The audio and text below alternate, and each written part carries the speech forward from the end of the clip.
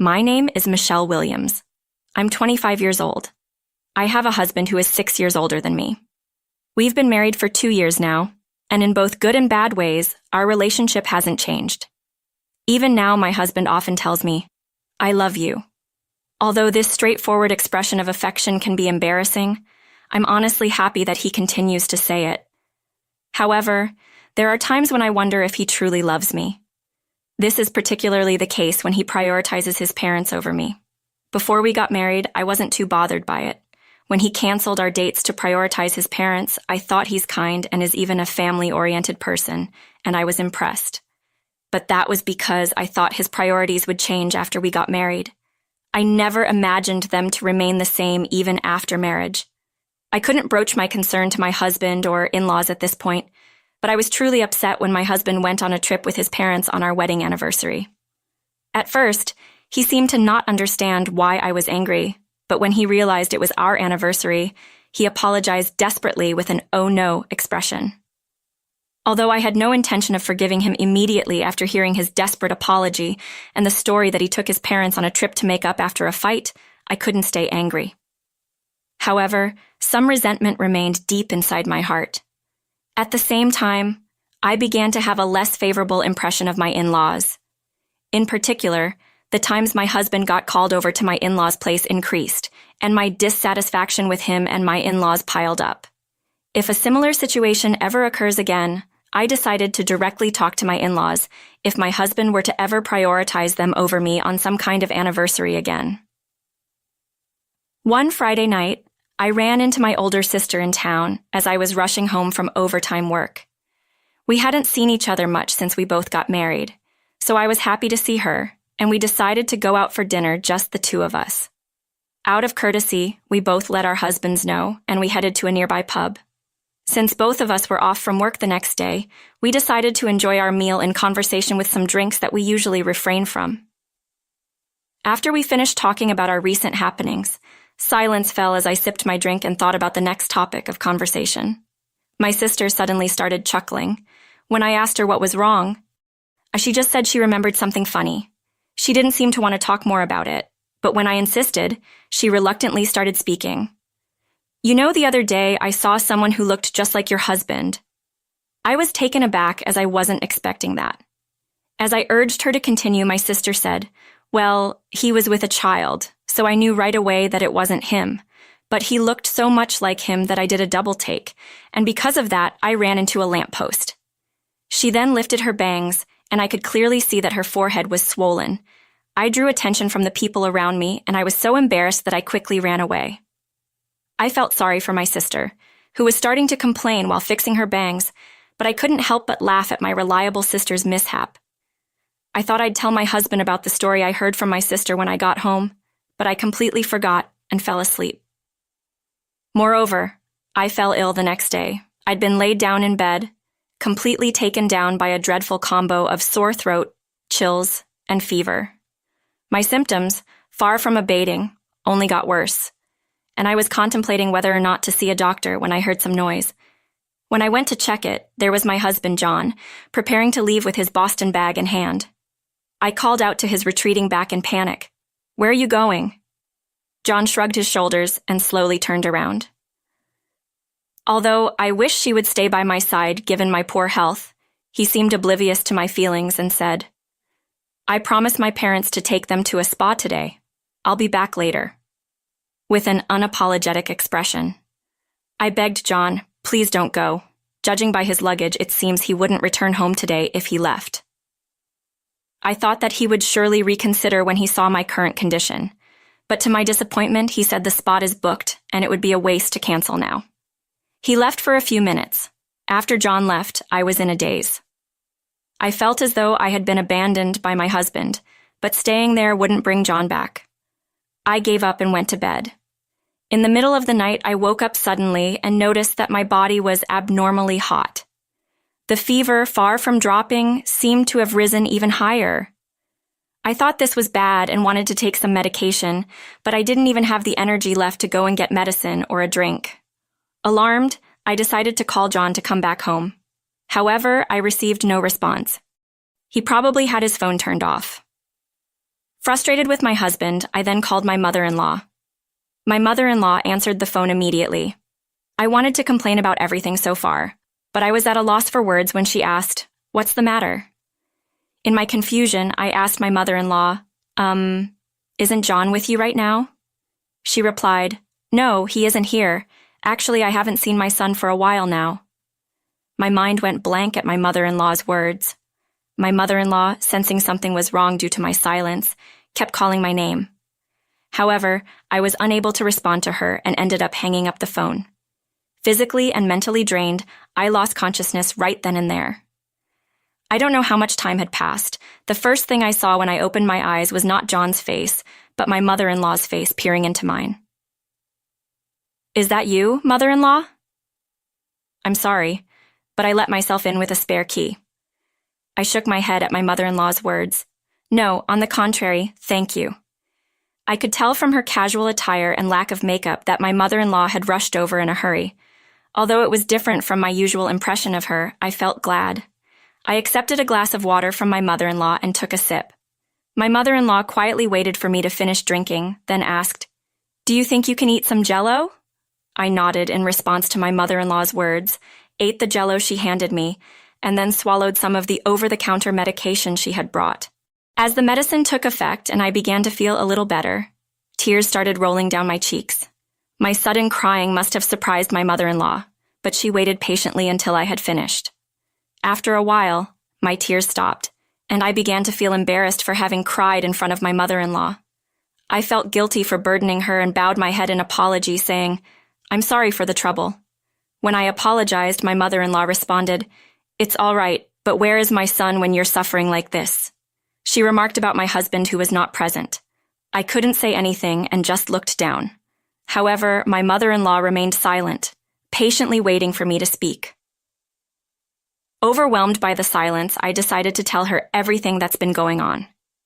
By the time I finished talking, my mother-in-law's face had turned into a stern one. And then, in a voice so low it was almost inaudible, she said, "I never made such a promise and I never heard of it." She even called my father-in-law on the spot to confirm. My father-in-law also confirmed that he hadn't had such a conversation with my husband. So where and with whom was my husband right now? Suddenly, I recalled a joke my sister had once told. Could it be that story? No, but surely unconsciously my words slipped out, and my mother-in-law did not miss them. She asked, "Do you know something?" Caught off guard, I stammered, "No, But my mother-in-law was clear. "I won't tolerate wrong actions for my son just because he's my son. It might be hard for you, but please tell me." Looking into her eyes, I realized I couldn't evade her question. Moreover, at that moment, I trusted my mother-in-law more than my husband. Reflecting on it, I realized that my impression and my in-laws had only been shaped through my husband, not from my own interactions with them. I gathered my courage and told my mother-in-law the story I'd heard from my sister and about the frustrations I had been feeling. As a result, I learned that most of the things my husband had been telling me about his parents were lies. I became unable to forgive my husband. In many ways, looking at my mother-in-law, I realized she felt the same way. A few weeks after, I fell ill. One weekend, my husband said, "I'm going to my parents', might stay overnight inside," I thought, so the day has finally come. But hourly, I saw him off with the indifferent face as usual. After he left, I picked up my phone and called my mother-in-law. The next day, my unsuspecting husband returned as usual. "I brought some souvenirs, man. My mom just wouldn't let me leave." I could hear my carefree husband's voice from the front door. His footsteps gradually approached, and the living room door opened. The moment he entered the living room, "Welcome back. By the way, who is this mom you're talking about?" It was not me, but my mother-in-law who spoke. Seeing his mother's face, my husband froze. Without waiting for a response, my mother-in-law approached my husband with a smile and said, "I thought for sure you were the child I bore with such pain, but maybe I was mistaken." "What? Wait a minute. Why is Mom here?"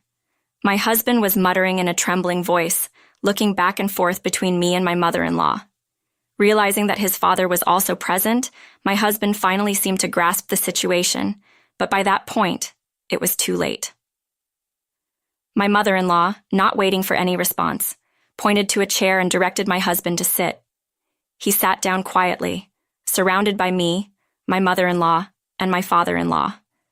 My husband looked visibly uncomfortable. Urged by my mother-in-law, I took out some documents from an envelope. Concerned with my visibly frightened husband, I laid out the documents I had obtained from the private investigator in front of him. "These," I said, "are all evidence of your infidelity." My husband looked at me desperately after losing his words. However, looking at my husband didn't stir any feelings in me. Without revealing any of my inner relief, I told him, "Your mistress should be receiving a certified letter detailing everything soon."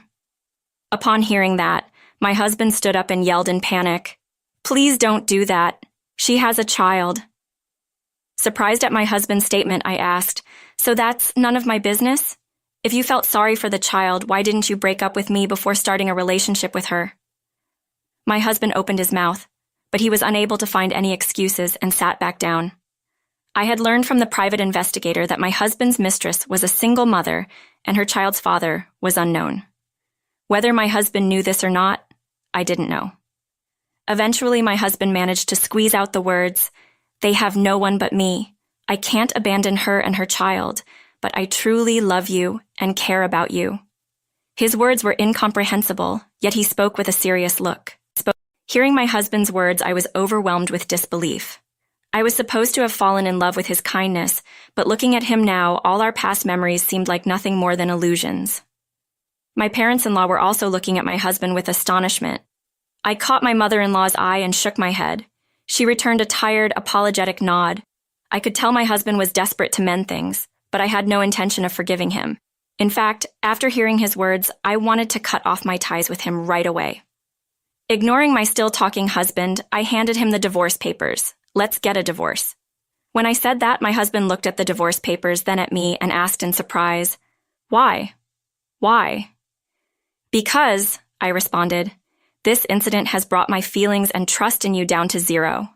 Let me be clear, it is impossible for me to continue our marriage. We will decide on the details through our lawyers." I firmly told my husband, but he shook his head and said, "No, I can't." I was filled with disbelief and anger at my husband's attitude.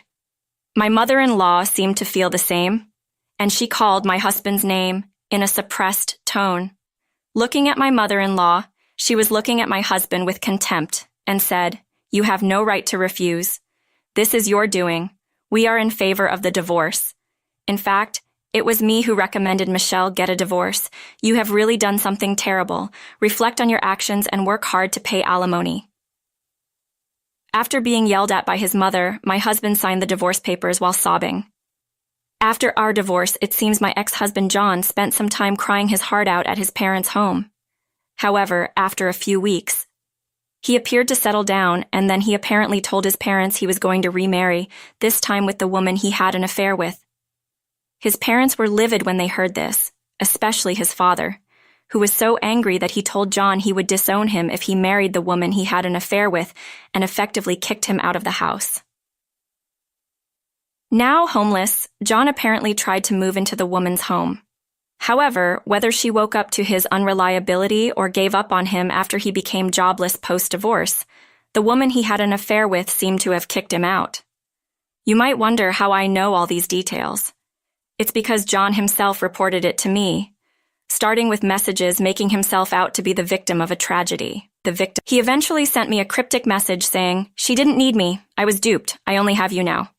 I didn't reply to that message, but instead forwarded it to my lawyer and changed my phone number. Sometime later, I received an apology letter from John's mother via my lawyer. The letter began with an apology and stated that to avoid causing any more trouble, they had decided to make John work under supervision at a company run by relatives. Since then, my days have been peaceful. Right now, I'm living at my parents' home, but I'm planning to start living alone soon. My parents told me that I can stay as long as I need to, but I want to move out as soon as possible so as not to cause them any more worry. My sister Sarah tends to come home frequently when I'm around, worrying about me.